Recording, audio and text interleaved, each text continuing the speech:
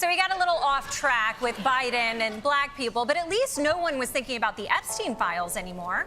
For minors, do we love minors? I love minors. We know, we all saw the birthday card.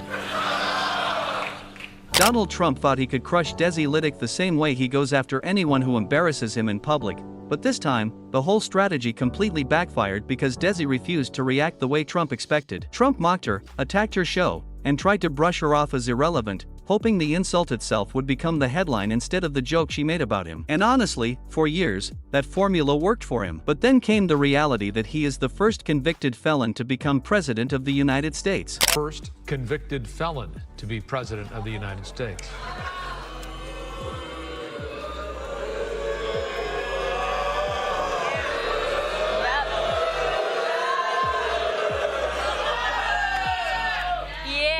Official, America's elected its first criminal president before electing its first female president.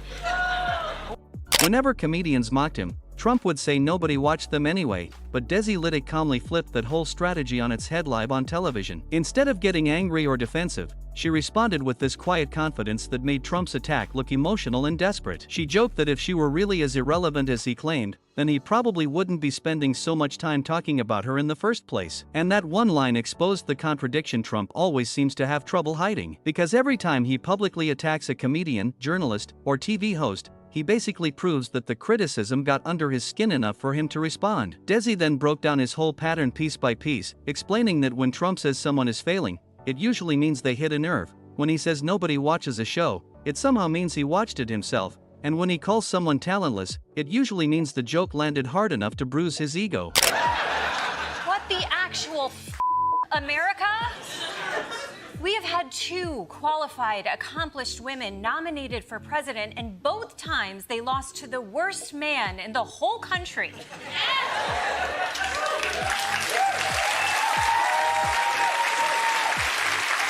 The audience immediately understood what she meant because they've watched the same cycle play out for years. Trump attacks, complains, insults, and lashes out, but in doing that, he keeps giving attention to the very people he claims are completely unimportant. Desi pointed out that people who are truly confident and powerful usually ignore criticism or simply laugh it off.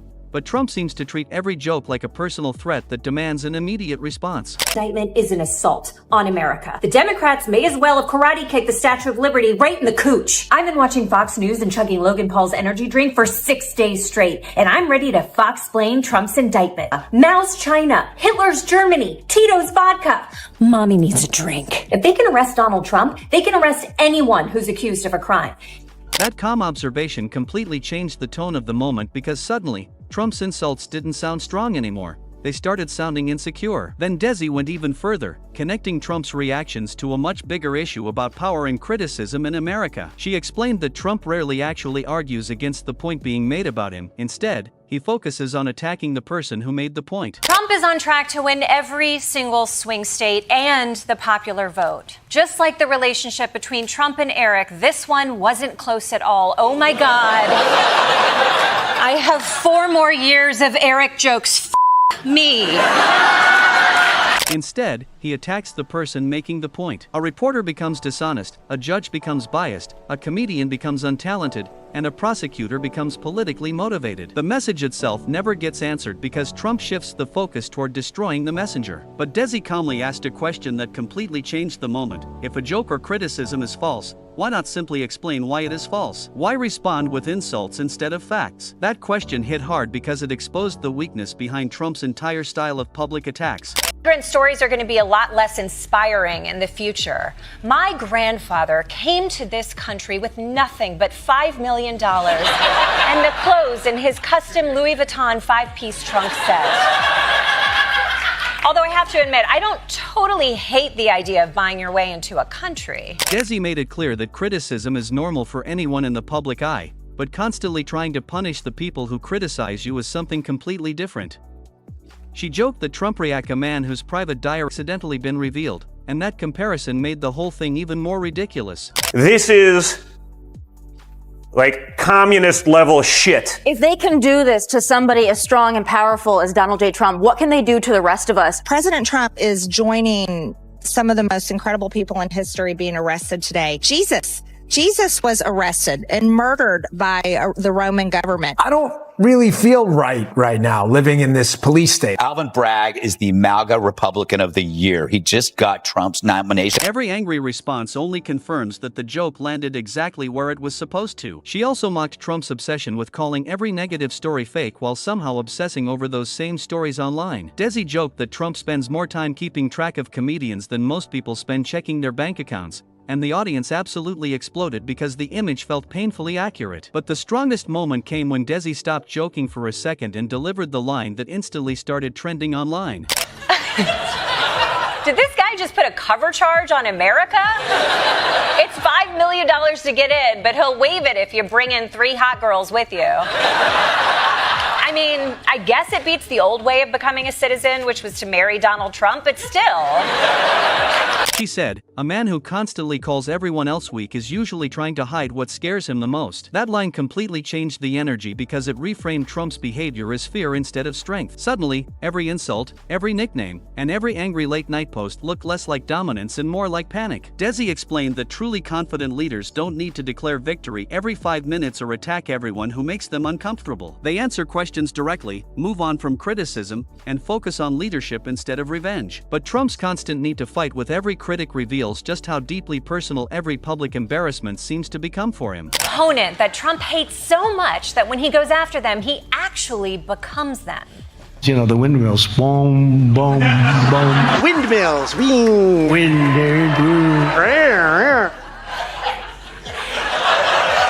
That's right. Whether it's a person from another country or an inanimate object, Trump will do the accent.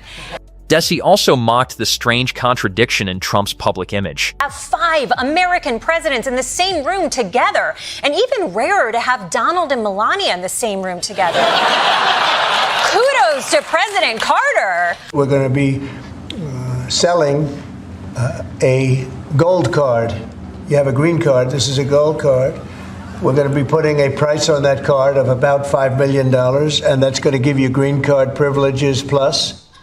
Oh, green card privileges plus. See, I was still getting America with ads.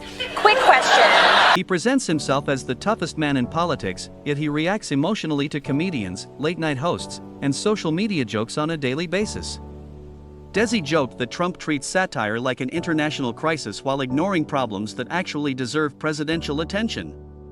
Then she turned to Trump's long history of attacking comedy shows, reminding viewers that he has spent years pretending late-night television does not matter while watching it closely enough to complain about specific jokes. According to Desi, that contradiction tells the whole story. Nobody spends that much time attacking something they truly do not care about. She compared Trump's reactions to someone loudly insisting they are not angry while punching holes in the wall during the conversation. The harder Trump tries to deny the criticism, the more obvious it becomes that the criticism worked. Desi then brought up Trump supporters who defend every insult as proof of his strength, arguing that real strength is not measured by how loudly someone attacks critics, but by how calmly they handle pressure. She pointed out that comedians make fun of every president, every politician, and every public figure, but few react with the same level of obsession Trump consistently shows. Desi joked that Trump treats satire like it should need government approval before it can air. She also mocked the endless cycle where Trump attacks comedians, his supporters rush to defend him, the clips go viral. And then Trump complains even more about how unfair everything is. According to Desi, the cycle has become so predictable that audiences now wait for Trump's angry response almost as much as they wait for the original joke. She said Trump unknowingly turns comedians into bigger stars every time he attacks them because people become curious about whatever criticism upset him so much. That observation hit another nerve because a lot of viewers realized it was true. Every public meltdown only keeps the story alive longer and pushes more people toward the original clip. Desi also addressed Trump's obsession with branding people as failures while constantly demanding attention for himself. She joked that Trump wants everyone to believe nobody watches these comedians while somehow memorizing their segments line by line. Then she added another brutal line, saying Trump reacts to comedy reviews like teenagers react to negative Instagram comments at 3 in the morning. The audience lost it because the comparison felt embarrassingly accurate. But underneath all the humor, Desi kept steering the conversation toward a more serious point about political culture. She argued that democracy depends on leaders being able to tolerate criticism, uncomfortable questions, and public mockery without trying to destroy the people responsible for it. Once politicians start treating criticism itself as unacceptable, the conversation becomes dangerous because fear replaces accountability. Desi never screamed, never looked rattled, and never tried to out-insult Trump, and that was exactly why her response felt so powerful. Trump expected outrage, but her calm confidence made his attacks look weaker than ever. By the end of the segment, viewers were no longer focused on whether Trump had insulted Desi. They were focused on why he keeps reacting this way every time someone publicly embarrasses him. Desi transformed herself from the target of the attack into the person calmly analyzing the behavior behind it, and that completely flipped the power dynamic live on television. Trump tried to humiliate her publicly, but instead he handed her the perfect opportunity to expose the insecurity behind his endless need for revenge, attention, and control. That is why the moment exploded online and why so many people said Desi Lydic's calm reply shocked America. She did not beat Trump by yelling louder than him. She beat him by making his reactions explain themselves. And honestly, that may be the biggest reason this moment hits so hard, because people are exhausted by the constant outrage cycle. Every disagreement turns into a war, every joke becomes an emergency, and every critic gets treated like a national enemy. But Desi did something completely different. She slowed everything down and forced people to actually look at the pattern behind Trump's behavior instead of getting distracted by all the noise around it. She showed that the louder Trump attacks someone, the more obvious it becomes that the criticism got under his skin. And once viewers noticed that pattern, they could not unsee it. Suddenly, every insult started sounding less like confidence and more like damage control, and every angry response felt less presidential and more personal. That is why her calm delivery mattered so much. Desi never acted intimidated, never tried to match Trump's energy, and never turned the moment into a screaming match. She simply let Trump's own behavior expose the weakness in his argument. And in today's political climate, that kind of restraint stands out more than shouting ever could. She also touched on something millions of Americans quietly notice but rarely hear said out loud. Truly powerful people usually do not spend every single day trying to prove how powerful they are. They do not need constant validation, endless praise, or public loyalty tests. They do not obsess over comedians, TV hosts, or random social media comments at 2 a.m. But Trump keeps doing exactly that over and over again, and every reaction makes the pattern harder to deny. Desi joked that Trump treats criticism like a smoke alarm he cannot stop hearing, and instead of checking where the fire is coming from, he just keeps smashing the alarm with a hammer. That line perfectly summed up the entire situation because instead of addressing uncomfortable questions directly, Trump almost always attacks the person asking them.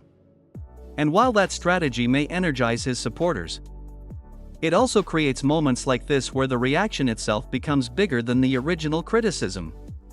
By the end of the segment, people were not talking about whether Trump insulted Desi anymore. They were talking about why he seemed so unable to ignore her in the first place. And that is the trap Trump keeps falling into. Every time he tries to silence a comedian, he accidentally amplifies them. Every time he lashes out emotionally, he confirms the exact image his critics are describing. Desi understood that perfectly, which is why she stayed calm from beginning to end. She knew the strongest response was not anger. It was clarity. And once that clarity reached the audience, the entire room shifted. Trump wanted to make Desi look small, but instead, his own reaction became the punchline. That is why this moment exploded online, why millions kept replaying the clip, and why even people who normally ignore political comedy suddenly started paying attention. Because beneath the jokes was a much bigger point about power, insecurity, and the difference between looking strong and actually being strong. Desi Lydic did not just survive Trump's insult on live TV, she turned it into one of the sharpest public takedowns he has faced in a long time.